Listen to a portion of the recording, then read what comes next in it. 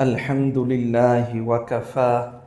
وسلام على عباده الذين اصطفى أما بعد فأعوذ بالله من الشيطان الرجيم بسم الله الرحمن الرحيم إنا نحن نزلنا الذكر وإنا له لحافظون وقال الله تعالى يا أيها الذين آمنوا إن جاءكم فاسق بنبأ فتبينوا صدق الله العظيم اللهم صل على سيدنا محمد وعلى آل سيدنا محمد وبارك وسلم ကြီးညိုလေးစားအပ်တဲ့အလင်သာသနာပညာရှင်များကြွရောက်လာတဲ့ဧည့်သည်တော်များတစ်ဖက်မှာထိုင်နေတဲ့ယခုနှစ်တောရာသီစတန်ပြီးမြောက်အောင်မြင်မဲ့အကြောင်းသူများနဲ့အမေမများခင်များမာရှာလာဒီညအစီအစဉ်အဓိကအစီအစဉ်ကတော့ကျွန်တော်တို့မော်လီကျောင်းနေမှာမော်လီပြီးမြောက်အောင်မြင်တဲ့ကျောင်းသားကျောင်းသူတွေဘုခါရီကျမ်းပြီးသွားပြီးဘုခါရီကျမ်းကိုသင်ယူပြီးဆိုရင်နောက်ဆုံးမှာသင်ပေးလေးရှိတဲ့ဒါကဏ္ဍလေးတစ်ခုပေါ့အဲ့ဒါကိုမုဆလ်ဆလာတ်လို့ခေါ်တယ်ဒီတော့ဒီမုဆလ်ဆလာတ်ကလည်းဟာဒီစ်တွေပဲဟာဒီစ်ထဲမှာထူးခြားတဲ့ဟာဒီစ်တွေပေါ့အင်ရှာလာအဲ့ဒီဟာဒီစ်တွေကိုအခုသိမချခင်ကျွန်တော်တို့ဆရာကြီးရှင်းလင်းမယ်သင်ပေးမယ်ဒီတော့ဒီညရဲ့အဓိကအစီအစဉ်ကဒီမုဆလ်ဆလာတ်ကျမ်းကိုသင်ကြားခြင်းအစီအစဉ်ပေါ့ဒီတော့တစ်ဖက်မှာရှိနေတဲ့ယခုနှစ်အာလီမာပြီးမြောက်အောင်မြင်တဲ့ကျောင်းသူတွေကသင်ယူမယ်မာရှာလာကျွန်တော်တို့တွေလည်းပဲဒီအစီအစဉ်မှာအားလုံးပါဝင်ခွင့်ရရှိကြတယ်ဒီတော့ဒီအစီအစဉ်ကအဓိကအစီအစဉ်ဆိုတော့ကျွန်တော်အခုပြောမယ့်အကြောင်းအရာကလည်းပဲဟာဒီစ်ဆိုတာပါလေဒီတော့ဟာဒီစ်ဟာဘလောက်တောင်မှအရေးကြီးလေဒီတိုင်းပဲဟာဒီစ်တွေဟာဘလို့ပုံစံနဲ့ကျွန်တော်တို့စီရောက်ရှိလာတာလေဒါကိုကျွန်တော်အချင်းချင်းလေးတင်ပြမှာဖြစ်ပါတယ်ဒီတော့အလ္လာဟ်ရှင်မြတ်ကကုရ်အာန်ကျမ်းတော်မြတ်မှာအမိန့်ရှိထားတယ်တနည်းအားဖြင့်အလ္လာဟ်တောင်းဝန်ယူထားတယ်အလ္လာဟ်ရဲ့ကလမ်ကိုအလ္လာဟ်ကိုယ်တိုင်ထိမ့်သိမ်းဆောင်ရှောက်ကုရ်အာန်ကျမ်းတော်မြတ်ကိုအလ္လာဟ်ရှင်မြတ်ကိုယ်တိုင်ထိမ့်သိမ်းဆောင်ရှောက်ဒီတော့ကုရ်အာန်ရဲ့စကားလုံးတွေကိုအလ္လာဟ်ရှင်ကဒီလိုပုံစံမျိုးနဲ့ထိမ့်သိမ်းဆောင်ရှောက်ထားတယ်ဒီတော့ဘလို့ပုံစံလဲဟာဖစ်တီကုရ်အာန်ကိုအလွတ်ကျက်တယ်နော်ကျွန်တော်တို့ကုရ်အာန်ကိုအလွတ်ကျက်ကြတယ်နှလုံးသားမှာကုရ်အာန်ကိုသိမ့်စေတယ်မှတ်သားတယ်ဒီတော့အဲ့ဒီပုံစံမျိုးနဲ့အလ္လာဟ်ရှင်မြတ်ကကုရ်အာန်ရဲ့စာသားတွေကိုအလ္လာဟ်ထိမ့်သိမ်းထားတယ်ဒီတော့ဒါကလည်းကုရ်အာန်ရဲ့ထူးခြားချက်အရင်ကျမ်းနေချက်ခဲ့ကြခဲ့တဲ့တောရာတ်အင်ဂျီလ်လို့ဇဘူရ်လို့အဲ့ဒီကျမ်းတွေကိုလူတွေအလွတ်ကျက်လို့မရအောင်နဗီတွေပဲအလွတ်ကျက်လို့ရတယ်ဒီတော့အွမ်မတ်ကအလွတ်ကျက်လို့မရအောင်နဗီကပဲအလွတ်ကျက်လို့ရတယ်ဒီတော့နဗီတမန်တော်တွေမရှိတော့တဲ့နောက်ပိုင်းမှာအဲ့ဒီကျမ်းကိုအလွတ်ကျက်ထားအလွတ်ရထားအာဂုံဆောင်မှတ်သားထားတဲ့သူမကြံတော့မရှိတော့ဒါကကုရ်အာန်ရဲ့ထူးခြားချက်ပဲကုရ်အာန်ကိုအလ္လာဟ်ရှင်မြတ်က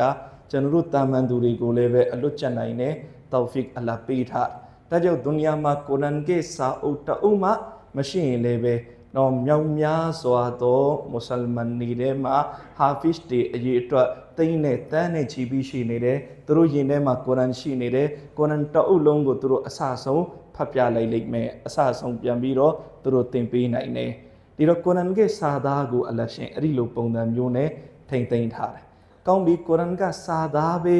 ရှိမယ်ဆိုရင်လည်းပဲဒါမလုံလောက်သေးဘူး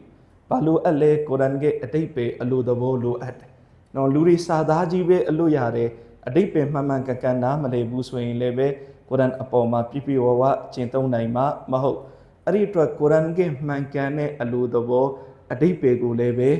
နော်ဒါဒုနီယာမှာကျန်ရှိနေဖို့လိုအပ်အဲ့ဒီအတွက်အလ္လာဟ်ရှင်မြတ်ကဘာကိုအကြောင်းကန်လုပ်ထားလဲဟာဒီစ်ကိုအကြောင်းကန်အဖြစ်နဲ့အလ္လာဟ်ရှင်ပြုလုပ်ထားဒီတော့အလ္လာဟ်ရှင်မြတ်ကကုရ်အာန်ရဲ့အတိတ်ပဲအလိုသဘောမှန်ကန်တဲ့ရှင်းလင်းချက်တွေကီယာမတ်နေ့ထိတိုင်အောင်ရှိနေအောင်အလ္လာဟ်ရှင်မြတ်ကနော်တမန်တော်ဆလောဆမ်ကနော်မိတ်ချွေချက်တွေတမန်တော်ရဲ့နေမှုထိုင်မှုတွေပြောဆိုတဲ့စကားတွေဒါတွေအားလုံးကိုလည်းပဲအလ္လာဟ်ရှင်မြတ်ကဒုနီယာလောကမှာကြံရှိစေထားတယ်။ဘာကြောင့်လဲဒါတွေကြံမှကုရ်အာန်ရဲ့အလိုသဘောကလည်းပဲနော်စင့်ကဲလူတွေစီကိုရောက်ဥမာအဖြစ်နော်ကုရ်အာန်ကပြောတဲ့အကီမုဆလာနမတ်ဖတ်ကုရ်အာန်ကတလောက်ပဲပြောတာ သို့ပေမဲ့လည်းပဲနမတ်ဘလို့ဖတ်ဟမလဲနော်နမတ်ဘေးအချိန်မှာဖတ်ဟမလဲနော်နမတ်မှာရကာတ်ဘလောက်ရှိလဲတော့နမတ်ကအကြီးအတွက်ဘလောက်လဲဒါဒီအားလုံးကတမန်တော်ဘလို့မိတ်ထားလဲတမန်တော်ဘလို့ဖတ်ပြခဲ့လဲဒါဒီကိုသိမှပဲကျွန်တော်တို့နမတ်ကိုသဘောပေါက်နိုင်ပါလိနော်ဒီအတွက်ကြောင့်အလ္လာဟ်ရှင်မြတ်ကကုရ်အာန်ရဲ့အတိတ်ပဲအလိုသဘောမှန်မှန်ကန်ကန်လူရိစီရောက်နိုင်ဖို့အတွက်ဟာဒီစ်ကိုအလ္လာဟ်ရှင်နော်ထားပြီးထားတယ်အဲ့ဒီဟာဒီစ်ကိုလည်းပဲအင်တမကိုပဲခိုင်လုံတဲ့ပုံစံနဲ့အလ္လာဟ်ထိမ့်သိမ့်ဆောက်ရှောက်ထားတယ်ဒီတော့ဟာဒီစ်ကိုဘလို့ပုံစံနဲ့အလ္လာဟ်ရှင်ထိမ့်သိမ့်ထားလဲဆိုရင်နော်ဒါအစ္စလာမ်သာသနာရဲ့ထူးခြားချက်နော်ဒီနေ့ကျွန်တော်တို့ရဲ့အရှိမ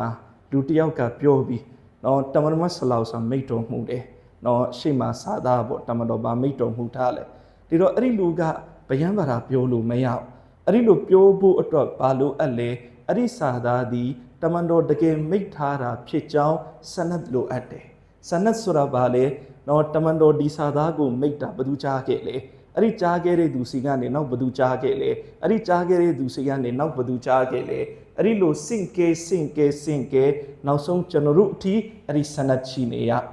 နော်အဲ့ဒါကိုစနတ်လို့ခေါ်တယ်ဒါကကျွန်တော်တို့အစ္စလာမ်သာသနာရဲ့ထူးခြားချက်နော်ကမ္ဘာပေါ်မှာနော်အစ္စလာမ်သာသနာကလွယ်ပြီးဘေးဘာသာမှာအဲ့ဒီစနတ်ဆိုတာမရှိဟာဒတ်မောလာနာမူဖတီတကီဥစမာနီဆပ်ကစာအုပ်လေးတောက်ရေးတယ်နော် Urdu လို့ဆိုရင် Isaiyat kya hai ဆိုပြီး English လို့လည်းပဲထွက်တယ် What is Christianity ဆိုပြီးတော့တော်တော်များများနစရာနီတွေအဲ့ဒီစာအုပ်ဖတ်ပြီးအီမန်ယူကြတယ်ဒီတော့အဲ့ဒီစာအုပ်မှာဆရာကြီးကဘာရေးလဲဆိုလို့ရှင်ဒီနေ့နစရာနီတွေရှိတယ်နော်သူတို့ကိုမိကြည့်ဒီအင်ဂျီလ်ကျမ်းသူတို့ဖတ်နေတယ်ယဟူဒီလည်းအလာဒရန်တူတူပဲသူတို့တောရတ်ဖတ်နော်သူတို့ကိုတော့မိကြည့်ဒီအင်ဂျီလ်ဒီတောရတ်ကတကယ်ပဲအလ္လာဟ်ချပေးခဲ့တဲ့အတိုင်းနော်တမန်တော်မူဆာအလိုင်ဟ်အစ္စလမ်ဘလို့သင်ပေးခဲ့လေတောရတ်ကိုတမန်တော်အီဆာအလိုင်ဟ်အစ္စလမ်ဘလို့သင်ပေးခဲ့လေအင်ဂျီလ်ကိုအဲ့ဒီအတိုင်းတပုံစံလေးရှိလားလို့မေးရင်သူတို့အဖြေပေးနိုင်မှာမဟုတ်နော်ကျွန်တော်တို့လက်ရှိနစရာနီတွေဖတ်နေတဲ့ကျမ်းပေါ့နော်သူတို့မှာတကျမ်းနဲ့မဟုတ်လောလောဆယ်မှာပဲသူတို့မှာကျမ်း၄ကျမ်းရှိတယ်နော်ဒီအင်ဂျီလ်ကိုပဲ၄ကျမ်းဒီတော့အဲ့ဒီ၄ကျမ်းဘလို့ဖြစ်လာတာလဲဘလို့ဖြစ်လာလဲဆိုရင်တမန်တော်အီဆာအလိုင်ဟ်အစ္စလမ်ကိုအလ္လာဟ်ရှင်မူကောင်းကင်ဘုံကိုမယူတော်မူလိုက်တယ်ခေါ်ယူတော်မူလိုက်တော့အဲ့ဒီနောက်ပိုင်းမှာဒီတော့ကြံခဲ့တဲ့နစရာနီတွေကသူတို့ကြားသိထားတာတွေကိုသူတို့ပြန်ပြီးတော့ရေးကြနော်သူတို့တမန်တော်အီဆာအလိုင်ဟ်အစ္စလမ်စီကနေကြားဘူးတဲ့လောက်ကိုသူတို့ပြန်ပြီးတော့နော်ဒီအင်ဂျီလ်ချမ်းကိုသူတို့ပြန်ရေးတယ်ရေးတော့သူကလည်းသူသိတဲ့ပုံစံအတိုင်းရေးတယ်နောက်တစ်ယောက်ကလည်းသူသိတဲ့ပုံစံအတိုင်းရေးတယ်နောက်တစ်ယောက်ကလည်းသူသိတဲ့ပုံစံအတိုင်းရေးတယ်ဒီတော့အင်ဂျီလ်တွေကတပုံကြီးဖြစ်အဲ့ဒီလိုနေနှစ်300ကြာသွားတယ်နှစ်300မှာအင်ဂျီလ်ချမ်းပေါင်းကယာနဲ့ချိန်သွားတယ်တော့နမေအမျိုးမျိုးနဲ့ဒါကဘဒုအင်ဂျီလ်ဒါကဘဒုအင်ဂျီလ်ဒါကဘဒုအင်ဂျီလ်ဒါကဘဒုအင်ဂျီလ်ယာနဲ့ချိန်သွားတယ်အဲ့ဒီလိုနဲ့ဘာဖြစ်လဲဆိုတော့ကမ္ဘာပေါ်မှာအင်မတန်ဩဇာအာဏာရှိတဲ့ဘုရင်တစ်ပါးပေါ်ခဲ့သူရဲ့နာမည်ကွန်စတန်တင်းဆိုပြီးတော့ခေါ်တယ်နော်သူကတမန်တော်အီဆာအလိုင်ဟ်အစ္စလမ်ကိုအလ္လာဟ်ရှင်ဘုကောင်းကင်ဘောခေါ်ယူပြီးနှစ်ပေါင်း300ပေါ့အဲ့ဒီမှာဒီဘုရင်ရဲ့ခေတ်ပေါ့တမန်တော်ဆလောဆမ်မပွင့်ပေါ်ခင်နှစ်ပေါင်း300အရင်ပေါ့ဘာကြောင့်လဲဆိုရင်ကိုရိုမြတ်ကြီးနဲ့အီဆာအလိုင်ဟ်အစ္စလမ်နဲ့ကြားမှာနှစ်600ချားတော့ဒီတော့ကိုရိုမြတ်ကြီးမပွင့်ပေါ်ခင်နှစ်300အရင်ကမ္ဘာပေါ်မှာရောမအင်ပါယာတော်တော်တကူထွားနေတဲ့အချိန်ပေါ့ဒီတော့အဲ့ဒီရောမဘုရင်ကွန်စတန်တင်းဒီတော့ကွန်စတန်တင်းကသူကနော်စစ်ပွဲတစ်ပွဲမှာသူဒီလိုနီယတ်လှုပ်လိုက်ဒီစစ်ပွဲကိုနိုင်ရင်ငါနစရာနီဘာသာကိုလက်ခံအဲ့ဒီလိုနဲ့အဲ့ဒီစစ်ပွဲနိုင်သွားတယ်ဒီတော့ကွန်စတန်တင်းကနစရာနီသာသနာကိုသူလက်ခံလိုက်တော့ကွန်စတန်တင်းဆိုတာကနော်လက်ရှိအစ္စတန်ဘူလ်ပေါ့အစ္စတန်ဘူလ်ဆိုတာတူရကီရဲ့မြို့တော်ပေါ့အဲ့ဒီအစ္စတန်ဘူလ်ရဲ့မူလနာမည်ကကွန်စတန်တိုနီယာလို့ခေါ်တယ်အဲ့ဒီကွန်စတန်တိုနီယာဆိုတာကအဲ့ဒီကွန်စတန်တင်းရဲ့နာမည်ကိုအဆွဲပြုပြီးထားတာဘာလဲဆိုရင်အဲ့ဒီမြို့ကိုသူပဲတည်ထောင်ခဲ့တယ်နော်ကမ္ဘာနိုင်ငံပေါင်းများစွာနော်ကမ္ဘာကြီးရဲ့အင်တန်ကြီးမားတဲ့အစိပ်ပိုင်းကိုသူအုပ်ချုပ်ခဲ့နော်အင်တန်မကိုပဲဩဇာရှိတဲ့ဘုရင်ပေါ့ဒီတော့သူကအခုနစရာနီကိုလက်ခံလိုက်သူနစရာနီလက်မခံခင်တော့ကမ္ဘာပေါ်မှာနစရာနီကလူနေစုဂျူးကလူများစုဒီတော့ဘေးနေရာမှာနစရာနီရှိလေအဲ့ဒီနေရာမှာဂျူးတွေကနစရာနီတွေကိုဖိနှိပ်တဲ့တပ်ဖြတ်ဒီတော့သူနစရာနီသာသနာကိုလက်ခံလိုက်တော့သူကအင်အားရှိတယ်လေနော်အင်တန်ဘုရင်ကြီးဆိုတော့သူကသူ့အာဏာနဲ့ နစရာနီသာသနာကိုသူဖြန့်ပါလေရောနော်နစရာနီဘာသာကိုလုံးဝလွတ်လပ်ခွင့်နေပြီးတယ်အနောက်ကနေသူထောက်ပံ့မှုတွေလုပ်တယ်သူပေမဲ့မဲလည်းပဲဝမ်းနေစရာကပါလေကွန်စတန်တင်ကသူဟာစစ်မှန်တဲ့နစရာနီသာသနာကိုသူမရလိုက်နော်သူရလိုက်တဲ့နစရာနီသာသနာကလွေးနေပြီနော်အများကြီးအလွဲချော်တွေအဲ့ဒီထဲမှာရှိသွားပြီနော်အဲ့ဒါကြောင့်မလို့ကမ္ဘာပေါ်မှာဒီနေ့နစရာနီအများဆုံးဖြစ်နေတဲ့အရေးအတွက်အဖြစ်အဲ့ဒါကဒီကွန်စတန်တင်ရဲ့ဒါဖြန့်ချီခဲ့တဲ့အကြောင်းကံပေါ့သူကသူ့ရဲ့ဩဇာအာဏာနဲ့ကမ္ဘာကြီးရဲ့တော်တော်များများနိုင်ငံတွေကိုသူအုပ်ချုပ်နေတော့နော်သူကသူ့ရဲ့ဩဇာနဲ့နစရာနီသာသနာကိုသူဖြန့်သို့ပေမဲ့လည်းပဲသူရခဲ့တဲ့နစရာနီသာသနာကမမှန်တော့အဲ့ဒီအတွက်ကမ္ဘာပေါ်မှာလည်းလက်ရှိနစရာနီတွေကယုံကြည်မှုတွေအများကြီးလွဲချော်ကုန်အဲ့ဒီလိုနဲ့ကွန်စတန်တင်ကတရက်ဘာလုပ်လဲဆိုတော့သူလည်းပဲခေါင်းကိုက်လာတယ်နော်နစရာနီမှာအတလောက်ကျမ်းနေအများကြီးပဲဒီတော့ဒီကျမ်းနေတပုံကြီးကိုနော်သူကတစ်မျိုးသူကတစ်မျိုးသူကတစ်မျိုးတပုံကြီးဖြစ်နော်ဒီတော့လူတွေဘယ်လိုလုပ်အားလုံးအခက်အခဲတွေဖြစ်နေကြအဲ့ဒီလိုနဲ့ကွန်စတန်တင်ကဘာလုပ်လဲဆိုတော့အခုလက်ရှိပြင်သစ်နိုင်ငံပေါ့ပြင်သစ်နိုင်ငံမှာနော် Nice ဆိုတဲ့မြို့တစ်မျိုးရှိတယ်အဲ့ဒီမြို့မှာကွန်စတန်တင်ကထိပ်တီးနစရာနီဘုန်းကြီးတွေကိုမီတင်ခေါ်လိုက်ခေါ်ပြီးတဲ့နောက်နော်ဆွေးနွေးခိုင်းတယ်အပြန်လှန်ဆွေးနွေးဒီထဲမှာအမှန်ဆုံးကြံတကြံရွေးနော်အဲ့ဒီလိုနဲ့သူတို့တွေအချိန်ပေါင်းများစွာကြာအောင်ဆွေးနွေးတယ်အဖြေမထွက်တဲ့နောက်ဆုံးမှာကွန်စတန်တင်ကဒီလိုဆုံးဖြတ်လိုက်တယ်ဒီတော့ဇပွဲပေါ်မှာကျမ်းနေအားလုံးတင်ခဲ့ဒီတော့တကားပိတ်လိုက်အပြင်မှာဘုန်းကြီးတွေအားလုံးဆုတောင်းတော့ဘေးကျမ်းမှန်လဲအဲ့ဒီကျမ်းဇပွဲပေါ်မှာကျမ်းခဲ့ပါစေနော်ဘေးကျမ်းမှားလဲအဲ့ဒါတွေအားလုံးဇပွဲအောက်ကိုကြာသွားပါစေအဲ့ဒီလိုဆုတောင်းပြီးအားလုံးအိမ်ပြန်မနက်မိုးလင်းမှာတကားလာဖွင့်အဲ့ဒီလိုနဲ့ဆုတောင်းပြီးတော့အားလုံးအိမ်ပြန်သွားတယ်မနက်မိုးလင်းတကားလာဖွင့်တဲ့အခါကျတော့ဇပွဲပေါ်မှာလီးချမ်းချက်နော်ကျန်တာတွေအားလုံးအောက်ပြုတ်ကျသွားတယ်နော်ဒီတော့အဲ့ဒီလီးချမ်းပေါ့ကျွန်တော်တို့ဒီနေ့ကြားဘူးမယ်နော်ယောဟန်နာတို့မဿဲတို့လူကာတို့နော်နောက်တစ်ခုရှိတယ်စုပေါင်းလီးချမ်းပေါ့အဲ့ဒီလီးချမ်းကဇပွဲပေါ်မှာကျန်ခဲ့တဲ့လီးချမ်းနော်အဲ့ဒီလီးချမ်းကိုပဲဒီနေ့နစရာနီတွေကနော်သူတို့ရဲ့ကျမ်းစာအဖြစ်သတ်မှတ်လိုက်တော့မူတီတကီဥစမာနီဆပ်ကပြောပြတယ်တမိုင်းဆရာတယောက်ကရည်တယ်တဲ့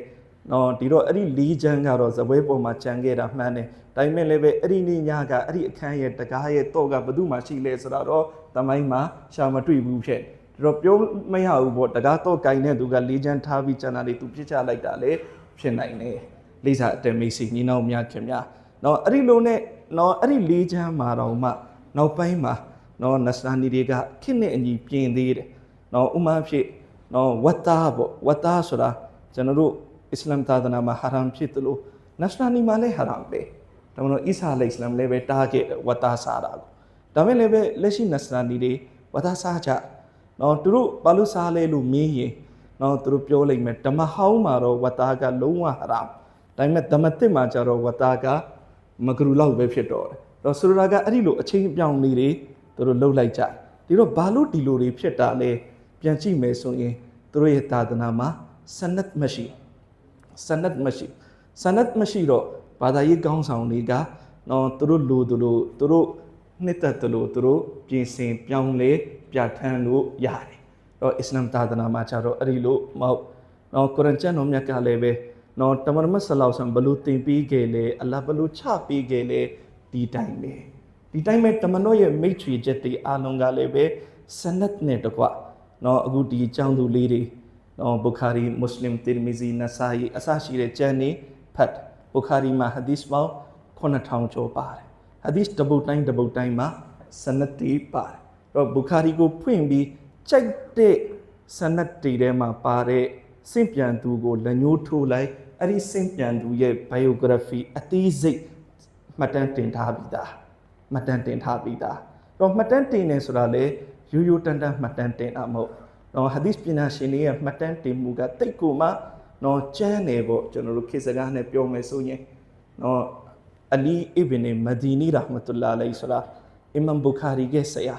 နော်အင်မတန်ကြီးကျယ်တဲ့ဟာဒီစ်ပညာရှင်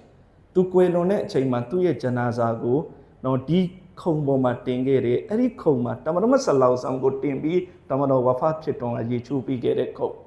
အဲ့ဒီခုံပေါ်မှာအလီအီဘင်မဒီနီရာဟ်မတ်တူလာလိုင်ကိုတင်ပြီးတော့ရေချိုးပြီးခဲ့တယ်ဒါတော့အဲ့ဒီလောက်ကြီးကျယ်တဲ့ပုဂ္ဂိုလ်ဒါတော့အလီအီဘင်မဒီနီရာဟ်မတ်တူလာလိုင်ကိုတယောက်ကမေးတယ် ကျွန်တော်ခင်ရဲ့ဖခင်စီကဟာဒီစ်ယူလို့ရမလားဒီတော့အလီအီဘ်နမဒီနီရာဟ်မတ်တူလာအလိုင်ကပြောတယ်ငါဖခင်စီကဟာဒီစ်မယူနဲ့ဘာလို့လဲဆိုရင်ငါအဖေကငါအိမ်မှာလိန်စကားပြောတာတွေ့ဘူးတဲ့ဆိုတာကဟာဒီစ်နဲ့ပတ်သက်လာရင်ဟာဒီစ်ပညာရှင်တွေကဖခင်ဖြစ်နေပါစေခွင့်မလို့အီမမ်အဘူဒါဝုဒ်ရာဟ်မတ်တူလာအလိုင်ကသူ့သားနဲ့ပတ်သက်ပြီးပြောခဲ့တယ်ငါသားစီကဟာဒီစ်မယူနဲ့ငါသားဟာဒီစ်ဆင့်ပြန်နိုင်တဲ့အရေးချင်းမရှိဘူးဆိုတာကဟာဒီစ်နဲ့ပတ်သက်လာရင်နော်ဟာဒီစ်ပညာရှင်တွေကအဲ့ဒီလိုယက်တီချက်တွေပြတ်သားတယ်ဒါကြောင့်နော်မွတ်စလင်ကျမ်းရဲ့မုကတ်တီမာမှာနော်ညီကိုနှစ်ယောက်ပေါ့ယာဟယာအီဘနီအဘီအိုနိုင်ဆာနော်နောက်တစ်ယောက်ကဇိုက်အီဘနီအဘီအိုနိုင်ဆာဒီတော့ယာဟယာအီဘနီအဘီအိုနိုင်ဆာကိုမေးတယ်အသင်ရဲ့အကိုစီကနေဟာဒီစ်ယူခြင်းနဲ့ဒီတော့သူကပြောတယ်လာတာကုစမင်အခီဖာအင်နဟူကဇာငါရဲ့အကိုစီကနေဟာဒီစ်မယူနဲ့ငါအကိုကလိန်နေသူဖြစ်တယ်ဆိုတာကဟာဒီစ်နဲ့ပတ်သက်လာရင်ဟာဒီစ်ပညာရှင်တွေကအတိလိုတင်းတင်းကြပ်ကြပ်ပြက်ပြက်တတ်တာအဲ့ဒီလိုသူတို့ရဲ့ယက်တီချက်တွေနဲ့ဟာဒီစ်တွေကိုအဲ့ဒီလိုစူးစောင်းကြအစဉ်ပြေသလိုကြုံသလိုရေးလိုက်တာမဟုတ်တော့တခြားတော့ဖြစ်ရတီပြောပြမယ်ဆိုရင်တော့အများကြီးပဲဥမာဖြစ်ဟာဇတ်ဂျာဘီဘင်အဗ်ဒူလာရဒီယလ္လာဟူအန်ဟူဆဟာဘီနော်ဆဟာဘီတွေကလည်းပဲနော်သူတို့တီးခဲ့တဲ့ဟာဒီစ်တွေရှိတယ်သူတို့တွေမတိလိုက်ရတဲ့ဟာဒီစ်တွေရှိတယ်အဲ့ဒီမတိလိုက်ရတဲ့ဟာဒီစ်တွေကိုတုတ်ကကြံပြီးသူတို့တွေလိုက်ပြီးတော့ယူတယ်ယူတဲ့နေရာမှာတယောက်ယောက်ကတမန်တော်ပြောပါတယ်ဆိုပြီးပြောလိုက်တာကိုသူတို့ချက်ချင်းတန်းပြီးလက်ခံလိုက်တာမဟုတ်နော်ဟာဇတ်ဂျာဘီဘင်အဗ်ဒူလာရဒီယလ္လာဟူအန်ဟူတခင်ကဟာဒီစ်တစ်ပုဒ်ကိုသူယူဖို့အတွက်တဲ့နော်သူတလခရီးနှင်ခဲ့တလအဲ့ဒီဟာဒီစ်တစ်ပုဒ်သေးအတွက်နဲ့သူတလခရီးနှင်ခဲ့နော်အဲ့ဒီအကြောင်းကိုအီမမ်ဘူခါရီရာဟ်မတ်တူလာအလိုင်ဘူခါရီကျမ်းမှာလည်းပဲရေးထားတယ်သူပေမဲ့လည်းပဲအီမမ်ဘူခါရီကအဲ့ဒီအကြောင်းကိုဘူခါရီမှာရေးပေမဲ့အဲ့ဒီဟာဒီစ်ကိုတော့ဘူခါရီမှာမတင်ပြထားဘူးဘာဖြစ်လို့လဲအဲ့ဒီဟာဒီစ်ကစင်ပြန်တဲ့လမ်းကြောင်းကအီမမ်ဘူခါရီကစီးမြင့်နဲ့မကိုက်လို့အီမမ်ဘူခါရီကမိမိရဲ့နောက်ကျမ်းတစ်ကျမ်းဖြစ်တဲ့အလ်အဒဘ်အလ်မူဖရတ်မှာအဲ့ဒီဟာဒီစ်ကိုယူလာထားနော်ဒီတိုင်းပဲဟာဇတ်အဘူအယုဘ်အန်ဆာရီရဒီယလ္လာဟူအန်ဟူတခင်ဒါတကယ်ဆဟာဘီကြီးတွေဒါမမဆလ္လာဟူဆမ်မဒီနာကိုဟီဂျရတ်လုပ်လာတဲ့အချိန်အဘူအယုဘ်အန်ဆာရီရဒီယလ္လာဟူအန်ဟူတခင်ရဲ့အိမ်မှာနေခဲ့တာဒီတော့အဘူအယုဘ်အန်ဆာရီရဒီယလ္လာဟူအန်ဟူတခင်ကဟာဒီစ်တစ်ပုဒ်ကြားရအဲ့ဒီဟာဒီစ်ကဘဒူဆင့်ပြန်တာဖြစ်နေလေဆိုတော့ဥကဘာဘင်အာမီရဒီယလ္လာဟူအန်ဟူဆင့်ပြန်တာဒါမဲ့လည်းပဲကြားရတာကတဆင့်ကြား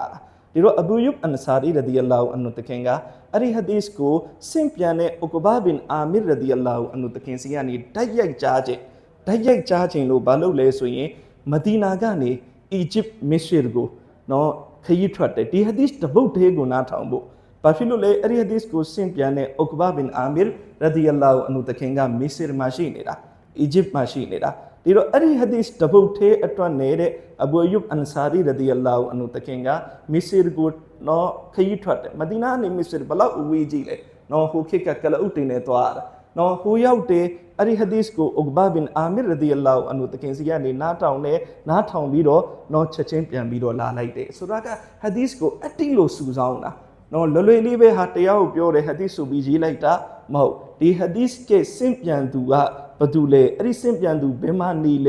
နော်အဲ့ဒီကိုတကူးတကသွားပြီးတော့ဒီဟာဒီစ်ကိုသွားပြီးတော့မှတ်တမ်းတင်တယ်ရယူတယ်စူဆောင်းလိစာတမိတ်စီနေနောက်များခင်များဟာဇတ်အဗ်ဒူလာဘင်အဘာစ်ရဒီယလ္လာဟူအန်ဟူတခင်ဆိုတာကိုရောရဲ့ညီဝင်းွယ်ဒါပေမဲ့အသက်အဖျင်းငယ်တယ်ဒီတော့အဗ်ဒူလာဘင်အဘာစ်ရဒီယလ္လာဟူအန်ဟူတခင်က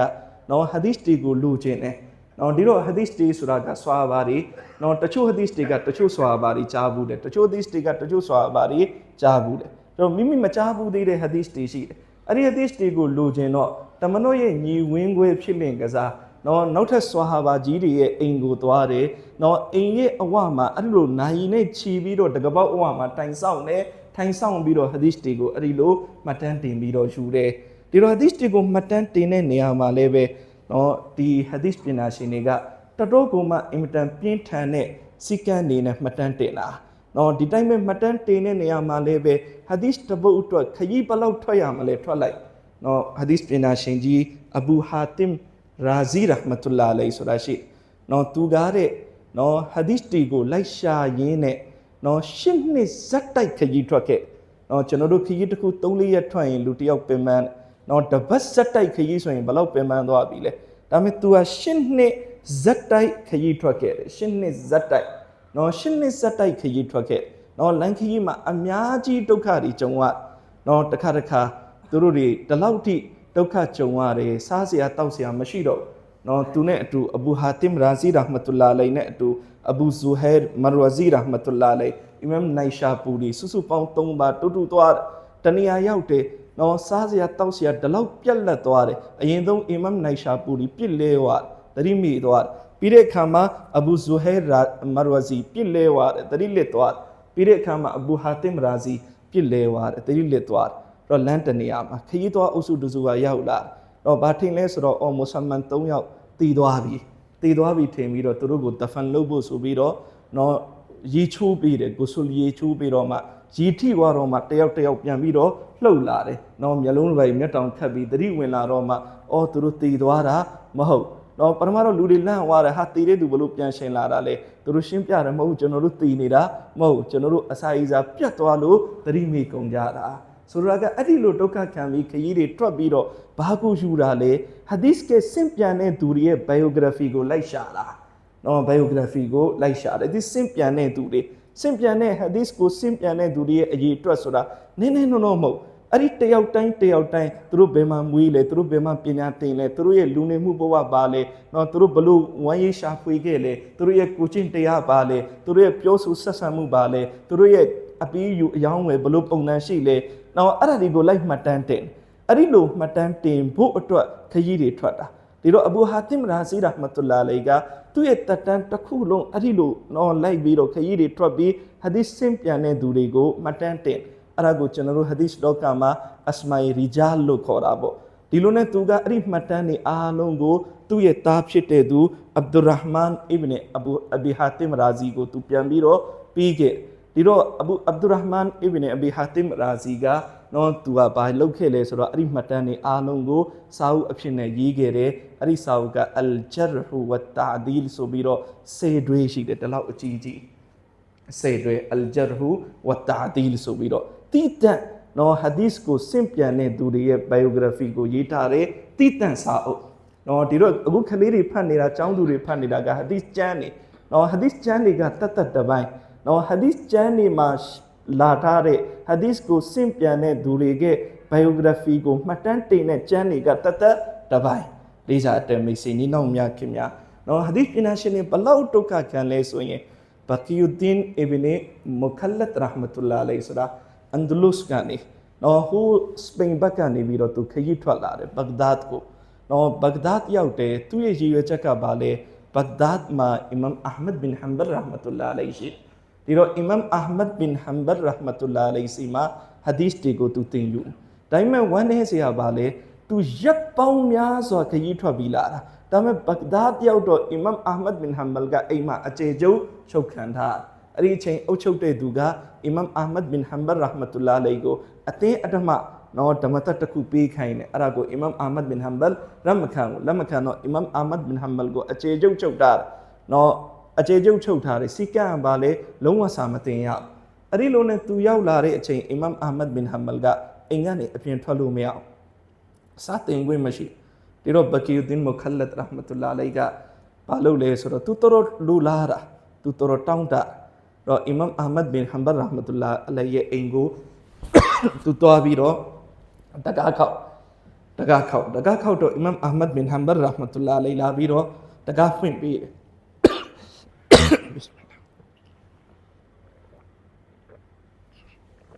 လာပြီးတော့တကားဖွင့်ပေးတယ်ဒီတော့အီမမ်အာမဒ်ဘင်ဟမ်ဘလ်ကမီးတယ်ဘာလို့ဖို့လာတာလဲဒီတော့သူကပြောတယ်ကျွန်တော်ဟာဒီစ်တီတင်ဖို့အတွက်လာတာဟာဒီစ်တီယူဂျိန်လို့ကျွန်တော်လာတာဒီတော့အီမမ်အာမဒ်ဘင်ဟမ်ဘလ်ကပြောတယ်ငါ့ကိုပိတ်ပင်ထားတယ်စာတင်ခွင့်မရှိအကျေကျုပ်ချုပ်ထားငါဘလို့လို့ဟာဒီစ်တင်ပေးအဲ့ဒီလုံးနဲ့ဘကီယူဒင်မုခလတ်ရာဟ်မတ်တူလာလိုင်ကဘာပြောလဲဆိုလို့ရှိရင်ကျွန်တော်ဒီလိုလုပ်မယ်ကျွန်တော်မနက်တစ်ခါညတစ်ခါကျွန်တော်တကားလာခောက်နော်ကျွန်တော်ဒီမြို့မှာဒီလိုပုံစံကျွန်တော်ဟန်ဆောင်ပြီးနေမယ်ကျွန်တော်တောင်းရမ်းတဲ့ဖကီလို့ကျွန်တော်ဟန်ဆောင်ပြီးနေနော်ကျွန်တော်ကိုလူတွေအားလုံးကဖကီလို့ပဲထင်ရကျွန်တော်အဲ့ဒီဖကီပုံစံမျိုးနဲ့ကျွန်တော်မနက်တစ်ချိန်ညတစ်ချိန်ကျွန်တော်တကားလာခောက်ဒီတော့အီမမ်ဆပ်ကြီးကျွန်တော်တကားလာခောက်တဲ့အချိန်ထွက်လာပြီးတကားဖွင့်ပေးရင်းနဲ့နော်ဖကီဆိုတော့ နော်ဖကီပုံစံလာတော့ဖကီကိုဆွတ်ကာပီဒလိုမျိုးအီမမ်ဆပ်ကအပြင်ကိုထွက်လာရင်းနဲ့ကျွန်တော်ကိုဟာဒီစ်တစ်ပုဒ်နှစ်ပုဒ်လောက်သင်ပေးလိုက်ပါအဲ့ဒီလိုပုံစံမျိုးနဲ့တောင်းဆိုတော့အီမမ်အာမတ်ဘင်ဟမ်ဘတ်ရာဟ်မတ်တူလာအလိုင်လက်ခံနော်အဲ့ဒီလိုနဲ့အီမမ်အာမတ်ဘင်ဟမ်ဘတ်ရာဟ်မတ်တူလာအလိုင်သူတကားခောက်ပြီးဆိုရင်ဆွတ်ကာလာပြီးတဲ့ပုံစံမျိုးနဲ့သူ့ကိုဟာဒီစ်တချို့သင်ပေးလိုက်တယ်သူအဲ့ဒါကိုနားထောင်ပြီးသွားလိုက်တယ်မနက်တစ်ခါညနေတစ်ခါနောက်ဆုံးနှစ်နဲ့ချီသွားတယ်အဲ့ဒီပုံစံမျိုးနဲ့ဟာဒီစ်ကိုသင်ယူစီပူခဲ့ဒီလိုဟာဒီစ်ပညာရှင်တွေကနော်အင်မတန်ကျိုးပန်းမှုတွေအားထုတ်မှုတွေဒါတွေကအင်မတန်အံ့မခန့်ပဲနော်ဒီတော့မာရှာလာကျွန်တော်တို့စီကိုဟာဒီစ်တွေကနော်အခုလွယ်လင့်တကူရောက်ရှိလာပြီကျွန်တော်တို့ဟာဒီစ်တပုတ်အတွက်ရှာဖို့မလိုဘူးဟာဒီစ်တပုတ်အတွက်ခဲစေကျွန်တော်တို့ခရီးထွက်ပြီးတော့လိုက်ပြီးတော့ကျွန်တော်တို့မှတ်သားစရာသင်ယူစရာစုဆောင်းစရာမလိုကျွန်တော်တို့အရှိမလွယ်ကူပဲဟာဒီစ်တော်တွေနော်တစ်ချိန်လုံးကဟာဒီစ်ပညာရှင်တွေကဟာဒီစ်တပုတ်ရဖို့တလောက်ဒုက္ခခံခဲ့ဒါပေမဲ့ကျွန်တော်တို့ရဲ့အချိန်မှာကျွန်တော်တို့ရဲ့အိမ်မှာဟာဒီစ်စာအုပ်တွေကအစင်သိရှိနေပြီနော်ဒီတော့ကျွန်တော်တို့ဟာဒီစ်စတိုရီကိုတန်ဖိုးထားရနော်ဟာဒီစ်စတိုရီကိုတန်ဖိုးထားရကုရ်အာန်ကျမ်းတော်မြတ်ကိုလူတစ်ယောက်ကကုရ်အာန်ကိုတီလာဝတ်လုပ်တယ်ဒါကတော့ကုရ်အာန်နဲ့ပတ်သက်ပြီးနံပါတ်1ဝတ္တရားပေါ့နော်နောက်တစ်ခုကဘာလုပ်ရမလဲတီလာဝတ်လုပ်ရုံနဲ့မတင်တိမ်ရကုရ်အာန်ကိုနားလည်ဖို့ကြိုးစားရကုရ်အာန်ဘာသာပြန်ဖတ်ရ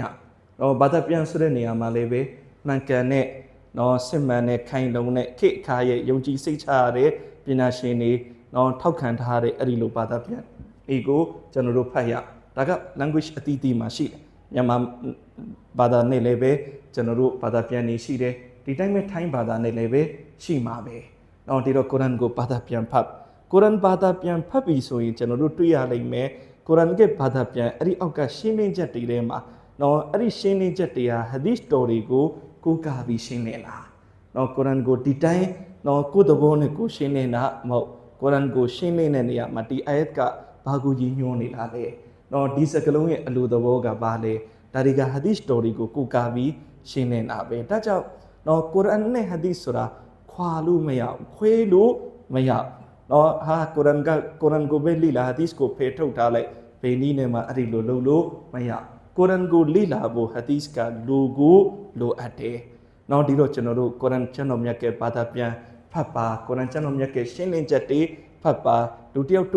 ပဲဖတ်ချင်တယ်ဆိုရင်မာရှာလာဆော်ဒီနိုင်ငံကနေပြီးတော့နော်ထုတ်ထားတယ်မြန်မာလူမှာလည်းပဲနှစ်တွဲရှိတယ်နော်အောက်ခြေရှင်းလင်းချက်အချင်းချုပ်လေးပါတယ်ဒါမှတော်တော်ကောင်းနော်အဲ့ဒါလေးတွေကျွန်တော်တို့ဖတ်ပါနော်မတင်ဒီလိုပဲဟာငါကုရ်အာန်တီလာဝတ်လုပ်နေတာပဲဆိုပြီးကျွန်တော်တို့မတင်တိမ်နဲ့လူတစ်ယောက်ကဒီလောက်ဒုနီယာမှာအသက်50-60-80နေသွားတယ်နော်မွတ်ဆလမန်ဘာဆိုပြီးတစ်သက်လုံးကျွန်တော်ပြောတယ်သူ့ပေမဲ့လည်းပဲအလ္လာဟ်ချပေးလိုက်တဲ့ကလမ်ဘာရေးထားလဲကျွန်တော်မသိလိုက်ဘူးဆိုရင်ကျွန်တော်လူဖြစ်ရှုံးတာပေါ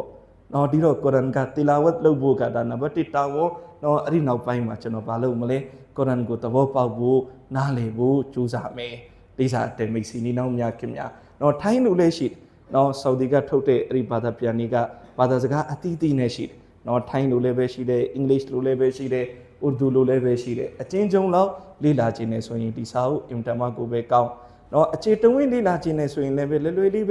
နော်ကျွန်တော်တို့ကုရ်အာန်အလင်းပြချက်မြန်မာလိုဆိုရင်နော်ကျွန်တော်တို့ PDF ဖိုင်တွေရှာလို့ရပတ်စံပေးပြီးတော့ဝယ်နေစရာမလိုအပ်ဖုန်းတွေကနေပဲရှာပြီးတော့ download လုပ်ပြီးတော့ဖတ်လို့ရတယ်လုံးဝအခြေတဝင်းနော်တော်ကိုမှခြေပြန့်ရှင်းလင်းထားတာနော်ဒီတိုင်းပဲဟာဒီစ်စတိုရီကိုလည်းကျွန်တော်တို့လေ့လာဟာဒီစ်စတိုရီလေ့လာဖို့ဆိုရင်အဝမ်နေအတွက်အသင့်တော်ဆုံးကနော်ဖဒါအီလ်အာမာလ်ရှိတယ်ဖဒါအီလ်အာမာလ်မာရှာလာဒီမှာလည်းပဲပလီတွေမှာမနဖဂျာပြီးတိုင်းနော်ဖတ်ကြတယ်နော်ဒီတော့ဖဒါအီလ်အာမာလ်နော်အဲ့ဒီမှာအများကြီးကုရ်အာန်အာယတ်တွေနဲ့ဟာဒီစ်စတိုရီပါတယ်ကုရ်အာန်အာယတ်တွေနဲ့ဟာဒီစ်စတိုရီနော်အရင်ဆုံးဖဒါအီလ်အာမာလ်မှာကဏ္ဍတိုင်းမှာကုရ်အာန်အာယတ်တွေကိုရှင်းနေပြီးဟာဒီစ်စတိုရီကိုရှင်းလင်းတင်ပြနော်ဒီတော့ဖဒါအီလ်အာမာလ်အဝမ်တွေအတွက်အင်တာမကိုပဲတင်တော်တယ်နော်ကျွန်တော်တို့အိမ်မှာတရက်ကို10မိနစ်15မိနစ်လောက်အချိန်ထုတ်ပြီးတော့ဖဒါအီလ်အာမာလ်ကိုကျွန်တော်တို့ဖတ်အင်ရှာလာအင်းရဲ့မာဟောလ်ဖြည်းပြောင်းလဲသွား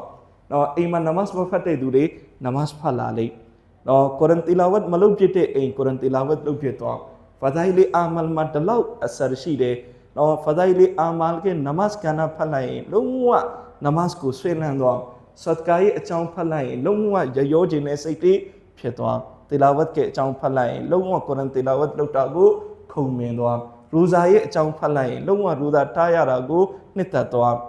ဒီတော့မာရှာလာကဘာပေါ်မှာမြောက်များစွာသောသူတွေဖာဒါအီလီအာမန်ရဲ့အကြောင်းကန်နဲ့ပြုပြင်ပြောင်းလဲမှုတွေရတယ်ဒီတော့အဝမ်နေအတွက်တင့်တော်ကျွန်တော်ပြီးခဲ့တဲ့နှစ်ဒီလိုအချိန်ပဲမလေးရှားနိုင်ငံရောက်အမှန်တကယ်တော့ဖာဒါအီလီအာမန်ဆိုတာအိန္ဒိယနိုင်ငံကပညာရှင်ကြီးရှိကုလဒီဆာဒတ်မိုလာနာဇကရီယာရာဟ်မတ်တူလာအလိုင်ရေးထားကျွန်တော်မလေးရှားရောက်တော့ပုထရာဂျာယာပလီပေါ့မလေးရှားရဲ့ဒါနာမည်အကြီးဆုံးပလီကြီးတစ်ခုပေါ့အဲ့ဒီပုထရာဂျာယာပလီရောက်တော့ကျွန်တော်အဲ့ဒီမှာနမတ်သွားဖတ်ဒီတော့အဲ့ဒီပလီရဲ့အီမမ်တွေကလည်းပဲအီဂျစ်ဘက်ကနေပြီးထားတဲ့အီဂျစ်ကျောင်းဆင်းတွေပဲဒီတော့ကျွန်တော်ဗာတွေ့ရလဲအမှန်တကယ်တော့ဒီပလီကြီးကနိုင်ငံတော်အဆင့်ပလီပေါ့ကျွန်တော်တို့တကယ်တိုင်းပြည်ရဲ့ရုံးတွေဌာနဆိုင်ရာတွေအသီးသီးရဲ့အနားမှာရှိတဲ့ပလီအဲ့ဒီပလီရဲ့မွတ်ဆလာရဲ့ဘေးနားမှာဖဒါအီလီအာမန်ကိုမလေးရှားလိုချထားဆိုလိုတာကဖဒါအီလီအာမန်ကိုအလွှာအသီးသီးကလက်ကအတိုင်းဝိုင်းတိုင်းကဒီကျမ်းနဲ့ပတ်သက်ပြီးအင်တာမတ်ကိုပဲဆူရှာတက်ရောက်မှုကိုလက်ခံကြဒါကြောင့်ကျွန်တော်တို့အိမ်မှာသာသနာထိုင်ဝိုင်းလေးလုပ်ပါဖဒါအီလီအာမန်ဖတ်ပါအဲ့ဒီမှာကုရ်အာန်ရဲ့အာယတ်တွေကရှင်းလင်းချက်တွေလည်းပါတယ်ဟာဒီသ်စတိုရီနဲ့အတိတ်ပဲတွေနဲ့ရှင်းလင်းချက်တွေလည်းပဲပါတယ်ကျွန်တော်တို့အဲ့ဒီလိုပုံစံမျိုးနဲ့ကုရ်အာန်ကျမ်းတော်မြတ်နဲ့ဟာဒီသ်စတိုရီကိုလည်းပဲနားလည်သဘောပေါက်ဖို့လေ့လာကြပါလို့ကျွန်တော်တိုက်တွန်းရင်းနဲ့နေကုန်းချုပ်အပ်ပါတယ်ဝါခီရူတာဝါနာအလ်ဟမ်ဒူလ illah ရဘ်ဘီလ်အာလမီန်